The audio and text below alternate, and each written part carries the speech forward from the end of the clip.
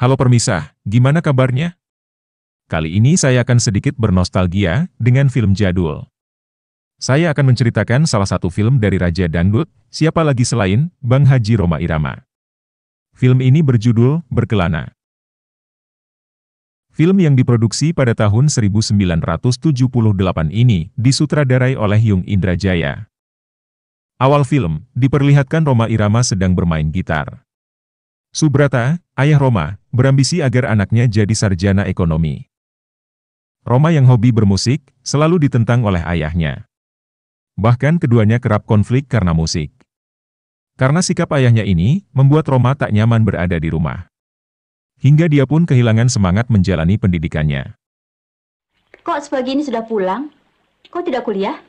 Nggak enak badan, Bu. Suatu hari, amarah Subrata memuncak. Ketika dia sedang sibuk bekerja, Rhoma malah memainkan musiknya lagi. Merasa terganggu, Subrata menghancurkan gitar kesayangan Rhoma. Tidak hanya itu, Rhoma juga diusir Subrata dari rumah. Besok malamnya, Rhoma yang tidak punya tempat tinggal, memutuskan untuk bermalam di sebuah taman. Saat hendak tidur, hampir saja dia kecopetan. Namun berhasil dia cegah. Bukannya melapor polisi, Rhoma malah menasihati pencopet itu. Bahkan dia memberi setengah bagian pada pencopet itu. Pagi hari, saat sedang berjalan, dia melihat toko gitar dan mengingat kembali kejadian yang lalu. Meninggalkan rumah, Rhoma benar-benar tidak membawa apapun, kecuali dompet dan baju yang dipakai. Saat malam hari, Rhoma beristirahat untuk makan. Di sebelah warung nasi itu, ada sekumpulan orang yang sedang pesta miras. Lalu, datang sekelompok pengamen menghampiri para pemabuk itu. Bukan memberi uang, mereka malah mengolok-olok pengamen tersebut.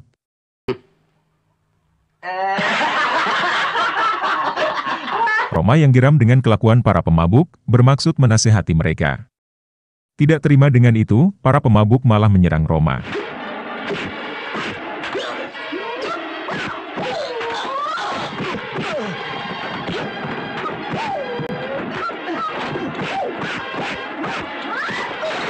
Para pengamen itu berterima kasih pada Rhoma dan memperkenalkan diri mereka masing-masing. Namun, saat Rhoma ditanyai namanya, dia berbohong.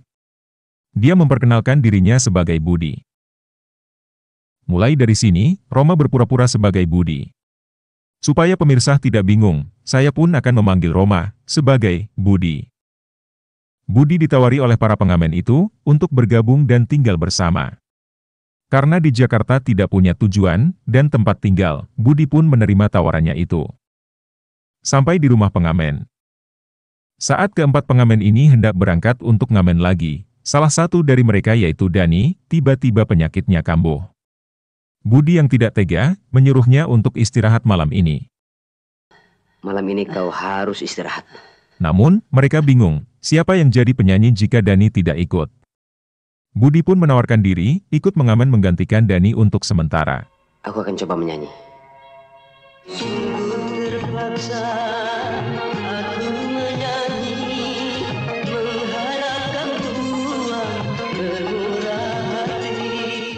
Sementara itu, kondisi Dani masih belum ada perubahan.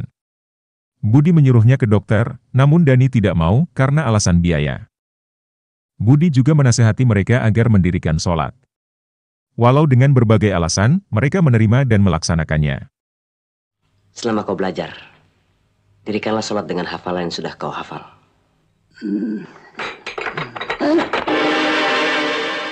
Saat Budi pulang mengamen, tiba-tiba Deni sudah tergeletak di bawah. Budi langsung membawanya ke rumah sakit.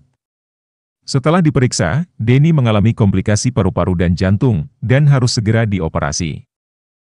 Kondisi Dani yang parah dan harus segera dioperasi, membuat teman-temannya bingung, dari mana mencari biaya operasi untuk Dani.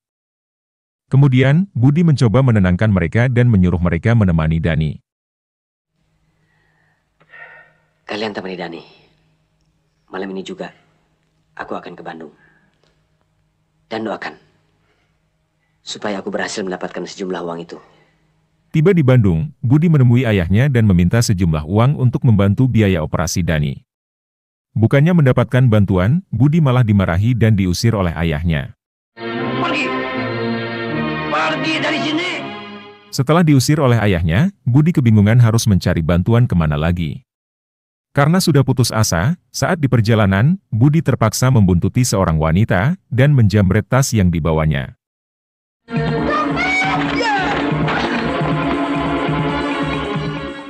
Budi langsung bergegas pergi ke rumah sakit dan membayar biaya operasi Dani. Malam harinya, Budi menceritakan pada temannya apa yang dia lakukan. Budi juga berencana mengembalikan tas itu. Karena menurutnya, surat-surat yang ada di dalamnya lebih berharga dibanding sejumlah uang yang Budi pakai. Bagiku uang itu tidak seberapa. Tapi surat-surat itu yang lebih penting. Ternyata, wanita yang tasnya kemarin Budi jambret itu adalah Ani, anak dari seorang pengusaha. Sementara itu, akhirnya Budi berhasil menemukan alamat Ani. Kemudian mereka berdua bertemu, Budi pun meminta maaf dan mengembalikan tas itu pada Ani. Budi mengakui kesalahannya dan menjelaskan alasan dia melakukan itu. Budi juga menyuruh Ani menelpon polisi, namun Ani menolaknya, malah Ani meminta Budi menunjukkan alamat rumah sakit tempat Dani dirawat. Sesampainya di rumah sakit, Budi melihat teman-temannya sedang menangis. Mereka memberitahu Budi bahwa Dani sudah tidak ada. Ani yang merasa simpati, sudah memaafkan dan merelakan uang yang Budi curi. Keesokan harinya, saat setelah pemakaman Dani, Ani datang untuk ziarah dan memberitahu bahwa ayahnya ingin bertemu dengan Budi. Budi pun memenuhi undangan Ani untuk bertemu dengan ayahnya. Keluarga Ani sudah memaafkan dan memaklumi apa yang telah dilakukan Budi. Justru, Budi ditawari pekerjaan sebagai supir pribadi Ani. Tanpa pikir panjang, Budi menerima tawaran tersebut.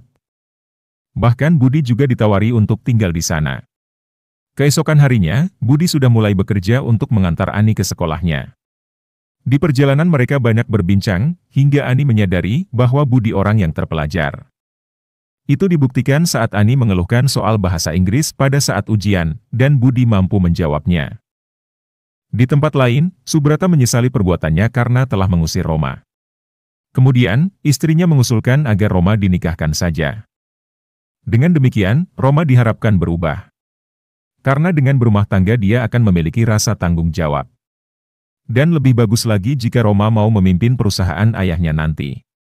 Seperti memang sudah takdirnya, Subrata berencana menikahkan Roma dengan anak Pak Surya, yang tidak lain dia adalah ayahnya Ani. Saat Budi selesai sholat, Ani menghampiri Budi dan memberikan gitar lamanya pada Budi. Ani kembali ke kamar, sedangkan Budi langsung memainkan gitarnya.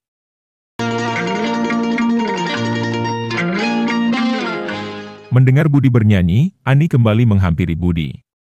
Ani mengajak Budi pergi ke danau besok. Tapi Ani meminta Budi agar orang tuanya tidak boleh tahu. Keesokan harinya, Ani dan Budi pergi ke danau. Di sanalah mulai tumbuh rasa cinta di antara mereka berdua. Ani mengajak Budi naik perahu, namun Budi menyuruhnya duluan karena harus memeriksa masalah pada mobilnya. Saat Ani sudah di tengah danau, pemilik perahu itu datang dan meneriaki Ani bahwa perahu itu bocor. Budi yang mendengar itu, langsung bergegas menolong Ani. Budi berhasil menyelamatkan Ani. Setelah mengeringkan pakaiannya, mereka kembali pergi. Sementara itu, orang tua Roma sudah tiba di rumah Pak Surya. Dengan sedikit basa-basi, Subrata menjelaskan alasan dia datang kemari, yaitu melamar Ani untuk Roma. Karena Ani dan Budi sedang pergi, orang tua Ani masih belum mengetahui identitas asli Budi. Dan orang tua Roma pun belum mengetahui bahwa Roma bekerja di rumah Pak Surya sebagai supir pribadi Ani. Ani dan Budi semakin menunjukkan kedekatannya. Sementara itu, karena tidak ada urusan lain lagi, orang tua Roma kembali pulang ke Bandung. Tidak lama setelah mereka pergi, Ani dan Budi tiba di rumah. Ani, kan tidak pantas duduk di depan bersama supir. Iya, kayak orang pacaran saja. Ibu dan ayahnya memberitahu Ani bahwa tadi ada tamu penting yang ingin bertemu dengannya. Namun, mereka tidak memberitahu apa tujuan tamu itu datang kemari. Bapak bikin orang penasaran saja. Ada apa sih, Pak? Pada malam hari, Ani menemui Budi. Mereka saling menyatakan cintanya. Namun Budi merasa tidak pantas mencintai Ani. Kau adalah majikanku. Tidak patut kalau kau menyintaiku. Kemudian pada malam berikutnya, Ani baru diberitahu oleh ayahnya bahwa tamu yang kemarin datang bermaksud menjodohkan anaknya dengan Ani. Ayahnya terus membujuk Ani, namun Ani bersikeras menolaknya. Pak, pokoknya Ani belum mau memikirkan soal kawin. Ani langsung pergi menemui Budi dan menjelaskan apa yang terjadi. Setelah ayah dan ibu membicarakan hal itu, aku takut kehilangan kau, Budi. Dan film pun berakhir.